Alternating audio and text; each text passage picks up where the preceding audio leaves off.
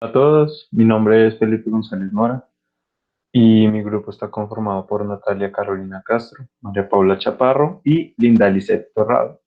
A continuación, haremos un análisis estadístico de un artículo sobre nutrición y cuyo título es Obesidad durante el embarazo y su influencia en el sobrepeso en la edad infantil. Sus autores son Aguilar Cordero, Baena García y Sánchez López. El artículo fue desarrollado en el año 2016. Como grupo nos pareció pertinente destacar y definir algunos tecnicismos que se encuentran en el artículo. Uno de ellos es el IMC, el índice de masa corporal. Este IMC está dado entre la razón del peso dado en kilogramos sobre la talla dada en centímetros al cuadrado. La ecuación arroja un resultado que permite clasificar a las personas dentro de ciertos grupos o subgrupos. Por ejemplo, si el IMC es mayor o igual a 30, se considera a la persona como en obesidad y sus distintas clases, tipo 1, tipo 2 y tipo 3. Si el índice es mayor o igual a 25, se considera a la persona en sobrepeso o de obesidad entre 25 o 29.9. El intervalo que define una persona normal según el IMC es el que se encuentra entre el 18.5 y el 24.9. Si una persona posee un IMC menor al 18.5, se considera insuficiencia ponderal. El IMC está estrictamente relacionado con el peso y el peso está también relacionado con el índice de grasa corporal. Es importante tener en cuenta este concepto debido a que en el análisis de futuras tablas y figuras que harán mis compañeros es necesario destacar este concepto. Que concierne al objetivo del artículo, encontramos que este lo que buscaba era determinar si la prevalencia de la obesidad en un infante se podía relacionar con la ganancia de peso de la madre durante el periodo de embarazo y si estos dos factores tenían alguna relación o afectaban de alguna manera la duración de la lactancia materna. Sobre la metodología utilizada, podemos decir que el estudio, según su alcance, se puede clasificar como descriptivo retrospectivo. Este fue realizado en la ciudad de Granada, España, entre octubre del 2014 y junio del 2015. Teniendo en cuenta el concepto de población como un conjunto de entes que tienen alguna característica cuantificable en común, en este estudio corresponde a 500 niños entre el rango de edad de 8 a 12 años con sobrepeso y obesidad que acudían a consultas de pediatría en centros de salud y consultas de endocrinología en el complejo hospitalario de Granada. Ahora también definiendo a la muestra como un grupo de individuos que representan una población, la muestra que se captó para el siguiente estudio corresponde a 54 niños. Además, según el tiempo, el estudio es considerado de tipo transversal, debido a que no se llevó seguimiento de los niños desde su etapa de nacimiento hasta el rango de edad establecido en la muestra, sino que se constituye en un rango de tiempo específico, es decir, desde octubre del 2014 a junio del siguiente año. Adicional a esto, como la población no fue alterada, este estudio es netamente observacional.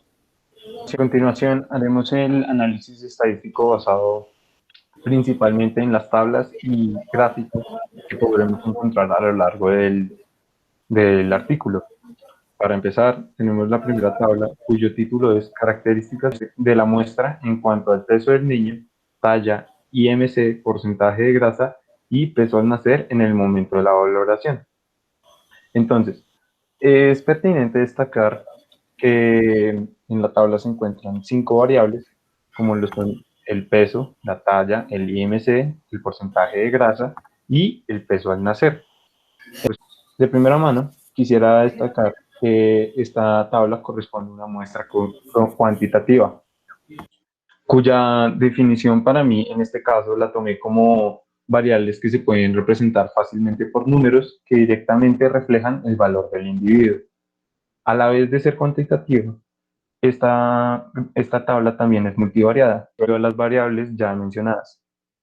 Por último, Esta tabla también es continua, ya que existe un amplio rango de valores posibles dentro de la escala continua. Respecto a la n, la media y la desviación típica, no lo consideramos como variables. N no lo consideramos como variable debido a que básicamente el enfoque del autor al poner esta fila quería demostrar que la muestra era de 54. Era de 54 niños a los que se fueron estudiados. Entonces, básicamente no es no cabe dentro de la denominación de ser variable. Y la desviación y la media, la desviación típica y desviación media, más bien pertenecen a un estadístico que estima el parámetro poblacional. Por lo tanto, no se puede considerar como una variable. Bueno, para hablar de la segunda tabla que nos mostraban en el artículo, como podemos ver aquí, esta nos mostraba la correlación entre los meses de lactancia materna con el IMC y el porcentaje de grasa de los niños del grupo de estudio. Entonces acá podemos denotar que también hay más de 2 variables, por lo tanto, esta es multivariada. Y también cabe resaltar que, al igual que la anterior, esta es cuantitativa continua debido a que en ella se tratan y se componen características físicas, quienes tienden a entenderse como variables de medición continua. Y para la tercera tabla, que esta nos mostraba la correlación entre la ganancia de peso de la madre durante el embarazo con el porcentaje de grasa del niño actual y los meses de lactancia materna recibidos. Entonces vemos que esta tabla tiene una similitud con la tabla anterior, por lo que se sobreentiende que también es multivariada y cuantitativa continua. Dentro de los gráficos estadísticos encontrados en el estudio, aquí en la figura 1 podemos observar un diagrama de barras en el que representan el nivel de escolarización de los padres, donde las clasifican en primaria, de universidad, básica, secundaria y preparatoria. Aquí encontramos una distribución que es bivariada porque las variables se relacionan entre ellas y corresponde también a una muestra cualitativa en donde podemos agregar una frecuencia relativa en escala nominal. La figura 2 muestra la relación que hay entre los padres que no preparan la comida en casa y si estos presentan o no obesidad, ¿sí? Entonces, los padres obesos están en mayor proporción. Analizando la otra variable, vemos que los padres, ¿sí?, que no preparan la comida en casa también están en mayor proporción. Entonces hacen como esa relación, ¿no?, entre los padres obesos que están relacionados con los que no preparan la comida en casa. Como vemos, esta es un gráfico bivariado en escala nominal, ya que no sigue un orden o jerarquía. También es cualitativo, ¿cierto? Y dicotómico. ¿Por qué? Porque o los padres son obesos o no lo son. Los datos, como vemos, se representan en frecuencia relativa, ¿sí?, en porcentajes. Unas observaciones que quisiera hacerle a las figuras presentadas sería básicamente en los ejes Y, no hay, como grupo pudimos describir que no hay, por así decirlo, un título que ayude a facilitar la lectura e interpretación del gráfico. Por ejemplo, en la figura 2, en el eje Y, nosotros pensábamos que era pertinente destacar que ahí debería haber algún como tipo subtítulo o alguna frase que nos ayude a entender eso. En este caso, no estaba ubicada en el eje Y, sino estaba ubicada debajo del título de figura 2, que es porcentaje de padres obesos y elaboración de la comida en casa. Entonces, como grupo nos pareció pertinente destacar esta característica. De igual manera sucede en la figura 1, porque acá tampoco hay, por así decirlo, una correcta señalización en el eje Y para que uno pueda interpretar fácilmente el gráfico. También nos pareció bastante curioso que ninguno de los títulos, o sea, a pesar de que acá tenían su referencia en el artículo, uno podría entenderlos a partir de que tienen un encabezado que dice esto, pero no tienen ningún título. Entonces, esas eran como las observaciones físicas que queríamos destacar. Referente a la figura 3, muestra los meses de lactancia materna y la ganancia de peso en el embarazo. Como estamos utilizándolo, digamos, para comparar dos conjuntos de datos, el gráfico apropiado es el que representan allí, que es el diagrama de caja y bigotes. Como vemos, hay dos variables, ¿sí? Con una muestra cuantitativa de intervalo y no excluyente. Acá como características físicas que quisiéramos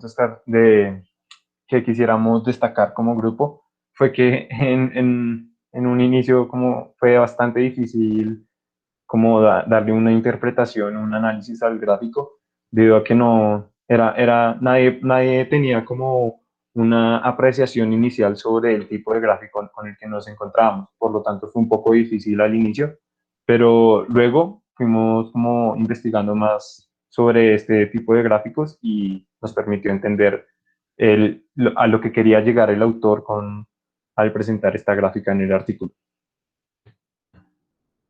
Como conclusión, podríamos decir que el informe sí resuelve lo planteado en el objetivo, debido a que al final determina que sí hay una relación entre la prevalencia de obesidad infantil con la ganancia del peso de la madre durante el embarazo y la duración de lactancia materna.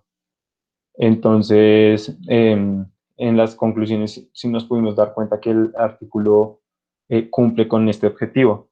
También hay una asociación significativa entre el nivel de estudio de los padres y el estado nutricional de sus hijos. Curiosamente, los hijos que tenían un índice de masa corporal mayor, eran aquellos que tenían unos padres con menor escolarización. Entonces, esa fue una conclusión que nos pudo arrojar el estudio a partir de las gráficas estudiadas. Otra conclusión que nos gustaría resaltar es una que concierne a los índices de lactancia materna de las mujeres con sobrepeso u obesidad. Y pues en este estudio se denotaba que estas eran inferiores con respecto a las mujeres con un peso pues relativamente normal. Entonces, debido al retraso de la lactogénesis y a los problemas del parto que se relacionan con un embarazo de riesgo, esto generaba que los niños a futuro pues pudiesen sufrir de sobrepeso.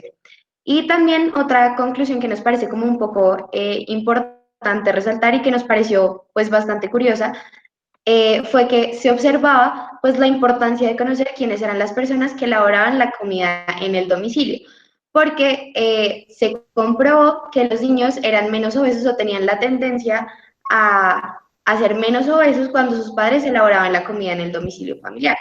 Entonces esto también, aunque quizás no tenga mucha relevancia o conocimiento como al público, pues sí genera una gran diferencia como con respecto a si se llega a tener el riesgo de la obesidad o no. También los resultados del presente estudio ponen de manifiesto que la prevención del sobrepeso y la obesidad en la infancia ha de tener como pilar fundamental la adopción de hábitos alimentarios saludables y la promoción del ejercicio físico.